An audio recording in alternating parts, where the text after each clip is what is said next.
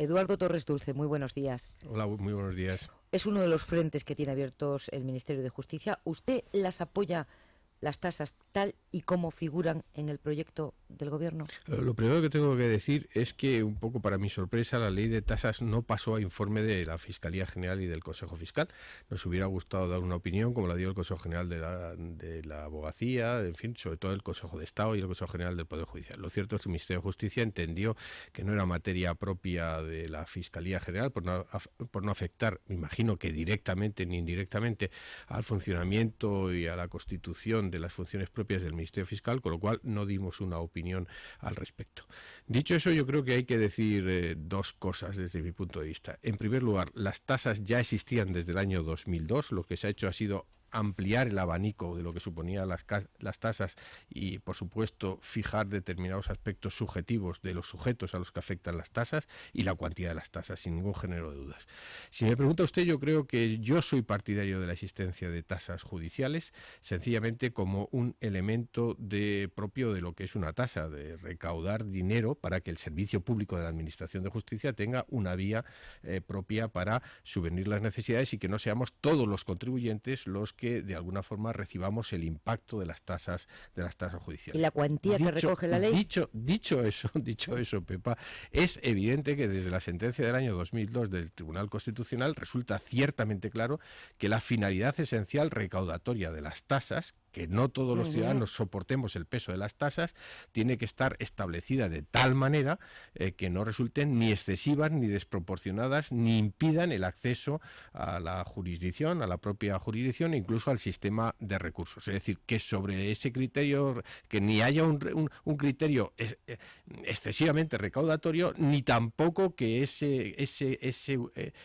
la segunda finalidad, que es evidentemente que tenga un cierto efecto disuasorio para aquellos que quieren aprovecharse indebidamente del sistema judicial, dificulte ese criterio. Yo creo que la actual ley de tasas cumple eso en una parte, la parte básica de decirle toda la justicia gratuita queda excluida, todo el proceso penal queda excluido y algunos aspectos importantes adicionados ahora, como los aspectos de violencia de género, quedan también excluidos. Por ejemplo, en lo contencioso administrativo queda excluido todo aquello que afecte a derechos fundamentales. Habida cuenta que pudiera hacerlo. Dicho eso, a mí me parece que algunas de las tasas, sobre todo en el sistema de recursos, por el estudio que tenemos hecho en la unidad de apoyo, deben de considerarse, desde mi punto de vista, no se ha aquilatado bien el aspecto excesivo de las mismas. ¿Le parecen excesivas algunas tasas? Algunas tasas sí.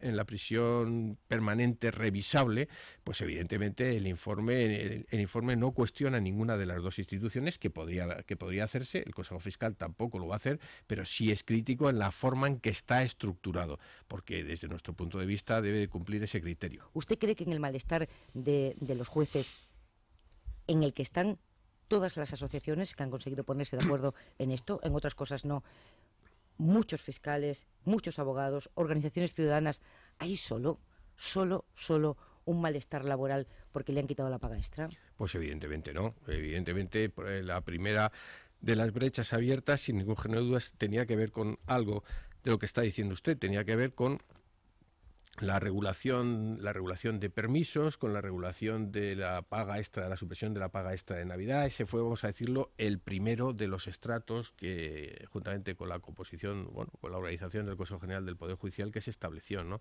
Pero es evidente que el malestar o el rechazo o las protestas que se han organizado no giran única y exclusivamente sobre ese componente, que no deja de ser evidentemente un componente importante.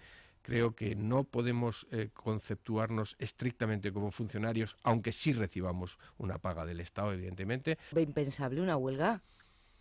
Impensable, ¿no? Porque ya mi querido amigo y compañero Mariano Fernández Bermejo ya se organizó una huelga, ya tuvo una. De, o sea, que de impensable nada, y además de alguna forma en las reivindicaciones de esa plataforma asociativa común está en el horizonte. Ya ha habido un paro de 1 hora la semana pasada y en el horizonte está prevista una huelga, evidentemente, o sea que de impensable. ¿Y usted nada. qué opina de una huelga de un poder del Estado como es la justicia? Yo no lo comparto. Artur Mas convoca un referéndum para preguntar a los catalanes si quieren la independencia.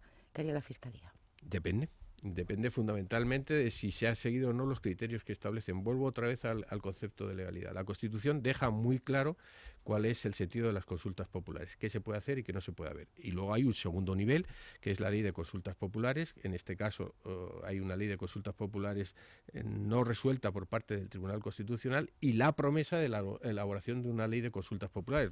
Las consultas populares tienen una finalidad que no es precisamente la de decidir sobre aspectos constitucionales, sino el propio esto. Si esa consulta tiene esa finalidad, hay que respetarla correspondientemente. Si desborda esa finalidad propia e incide en un, vamos a decir, en un derecho de decidir claramente constitucional, pues eso desde mi punto de vista no tiene encaje en la Constitución. Ya veríamos qué es lo que sucede. ¿Pero qué puede hacer la Fiscalía si se ocurriera? ¿Nos puede anticipar un escenario? Yo no voy a anticipar algo que no se ha producido todavía concretamente, ¿no? Lo que sí le puedo decir es que la Fiscalía General ha estudiado todas las posibilidades que cabrían en todos los posibles y previsibles escenarios. La política siempre sorprende luego con otros posibles escenarios, ¿no? Y la reflexión básica es estudiar qué es lo que dice la Constitución, qué es lo que dicen las leyes autonómicas y a partir de ahí qué consecuencias se derivarían, vamos a decir de alguna forma, de una desobediencia ante algún requerimiento, ante algún pronunciamiento de algún tribunal, volvemos otra vez al mismo que le he dicho anteriormente, o del Tribunal Constitucional.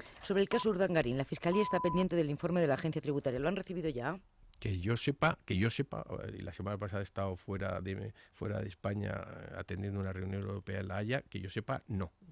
¿Y descarta que Urdangarín y su ex socio vuelvan a ser llamados en calidad de imputados? No lo sé, si de ese informe de la agencia tributaria los fiscales adscritos al caso o el juez concretamente así lo estuvieran, evidentemente lo llamarían, pero no le puedo dar una respuesta concreta porque no he sido informado acerca, uno, de si ha llegado el informe de la agencia tributaria, si lo ha llegado. A lo mejor se estaría estudiando porque a mí no se me ha dado traslado ni contenido del informe y del alcance del informe. Sí que tengo unas perspectivas procesales relativamente a medio plazo de finalización del proceso correspondiente. Estuvimos examinando la posibilidad de una impugnación en sí mismo del producto de las preferentes como un delito de estafa. No lo vemos con sinceridad en términos generales. Creemos que es un producto financiero bastante opaco, con muchas dificultades, que quizás no se gobernó bien, que estaba previsto para una situación de no crisis y cuando se produce la crisis, la exigencia de capitalización, las entidades financieras tiran por una calle de medio, por decirlo de alguna forma. Así que en términos generales no podemos ir a unos delitos de estafa concretamente. Sí en todas aquellas situaciones, y así lo estamos haciendo, en la que se evidencie que la actividad de la entidad financiera ha encubierto un engaño antecedente, bien por las condiciones del sujeto, menores, discapacitados, de cultura, de educación o de opacidad de la situación concreta y determinada. Y así lo estamos haciendo. Y es cierto que hay un supuesto que evidentemente por el respeto debido a la actuación de los tribunales, que yo soy absolutamente partidario de la discreción, en este caso del secreto de la actuación correspondiente, y porque todavía no hemos aquilatado si existe o no existe esa vinculación de defraudación patrimonial por parte de la entidad. Llegamos en una primera aproximación, entendimos que la situación financiera patrimonial de esa entidad, cuando emite las participaciones preferentes o los derivados, evidentemente podía conocer que no iba a hacer frente. Y eso evidentemente nos llevaría a una situación de un delito de estafa. Eduardo Torres Dulce, fiscal general del Estado, gracias por estar en la cadena SER. Muy buenos días. Ha sido un placer, muchas gracias a usted.